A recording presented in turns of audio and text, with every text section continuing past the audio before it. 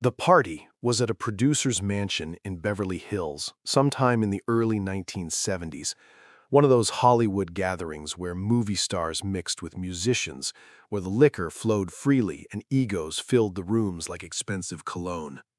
Johnny Cash was there because June had insisted. She knew people, she liked these events. Cash usually didn't, but he'd learned to show up and smile when it mattered. John Wayne was there because John Wayne was always there. Hollywood royalty, the Duke.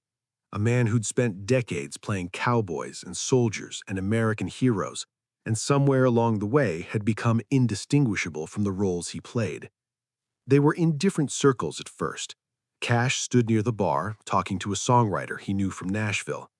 Wayne held court in the living room, surrounded by producers and actors, telling stories in that distinctive drawl, making everyone laugh. Two different worlds occupying the same space. Then someone, nobody remembers who, suggested that Cash and Wayne should meet. After all, they were both legends. Both represented something quintessentially American. It seemed like a natural pairing. So introductions were made, hands were shaken, pleasantries exchanged.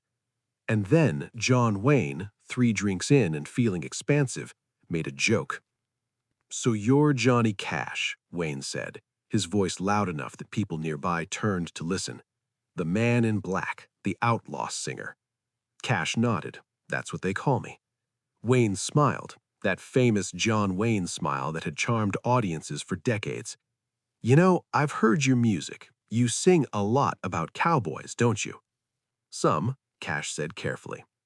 "That's funny," Wayne said.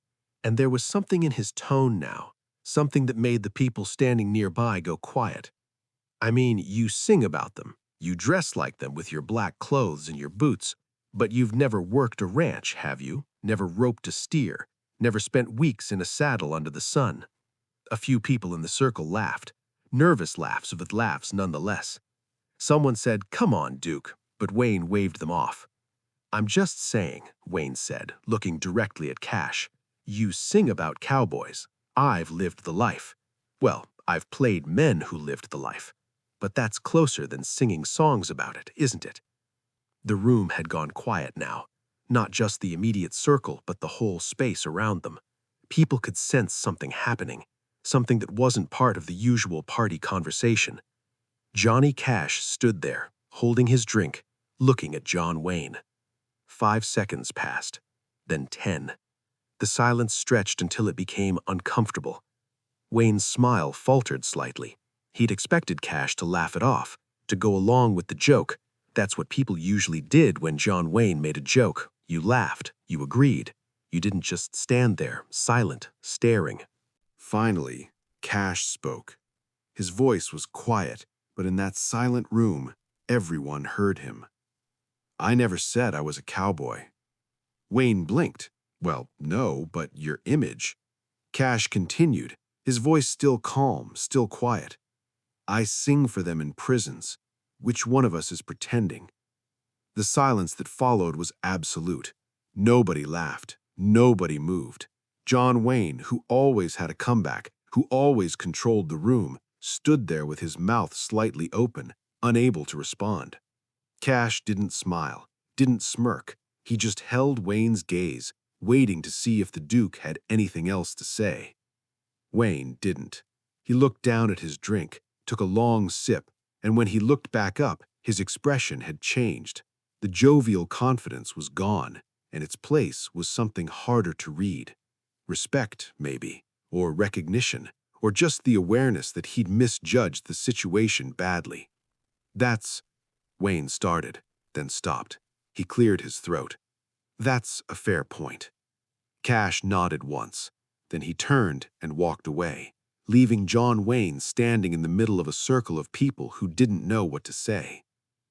June found Cash outside on the patio a few minutes later. He was smoking a cigarette, looking out at the Los Angeles lights spread below them. "I heard what happened," she said, standing next to him. "Word travels fast. Are you okay?" Cash took a drag of his cigarette. "Yeah, I'm fine." "What he said?"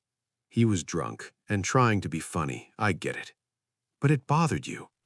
Cash was quiet for a moment. Then he said, "You know what bothered me? It wasn't that he said I'm not a cowboy. I know I'm not a cowboy. I've never claimed to be. But he thought he could diminish what I do by comparing it to what he does, like singing for prisoners is somehow less real than playing dress-up in front of a camera." June didn't respond. She knew Cash needed to talk. "I don't sing about cowboys. I sing about people. Some of them happen to work ranches. Some of them are in prison. Some of them are poor and forgotten.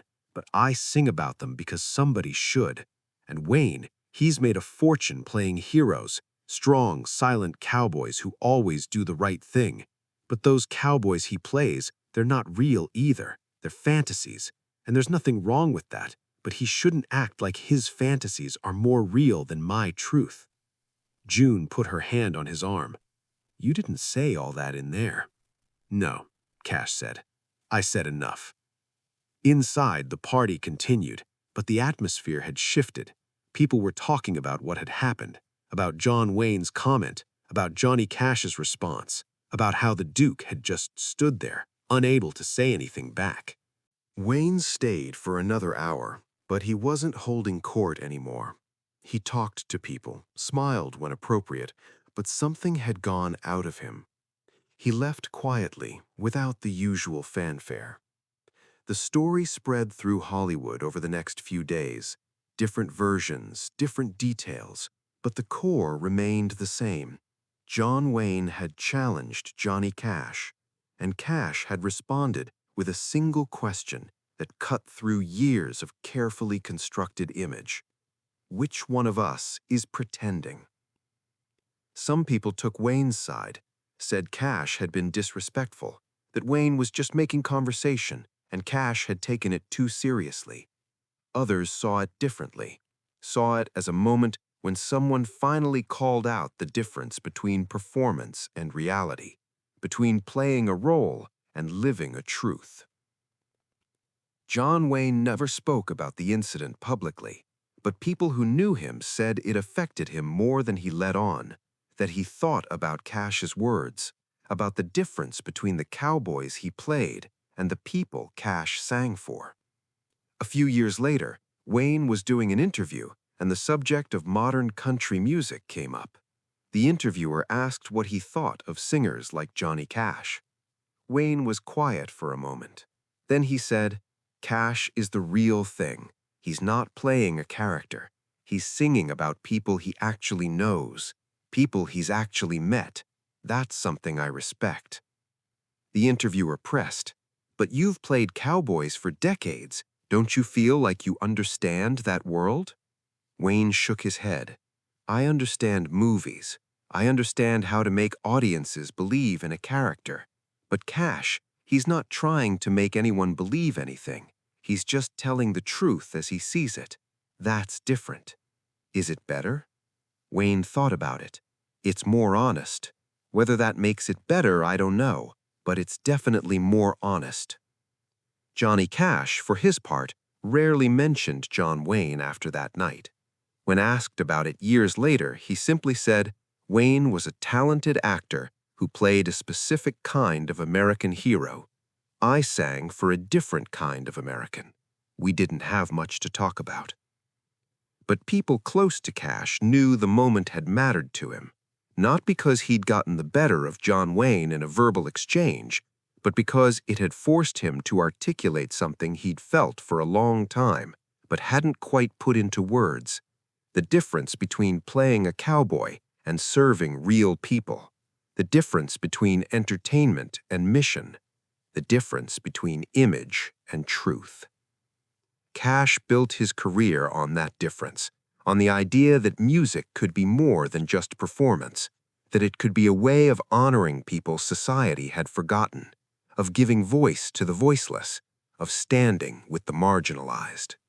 John Wayne built his career on heroic fantasy, on creating characters that embodied American ideals, strength, independence, moral clarity. His movies made people feel good about being American, made them believe in heroes. Both approaches had value. Both connected with millions of people. but they came from completely different places. And when those two philosophies met at a party in Beverly Hills, when Wayne's playful challenge met Cash's quiet truth, something had to give.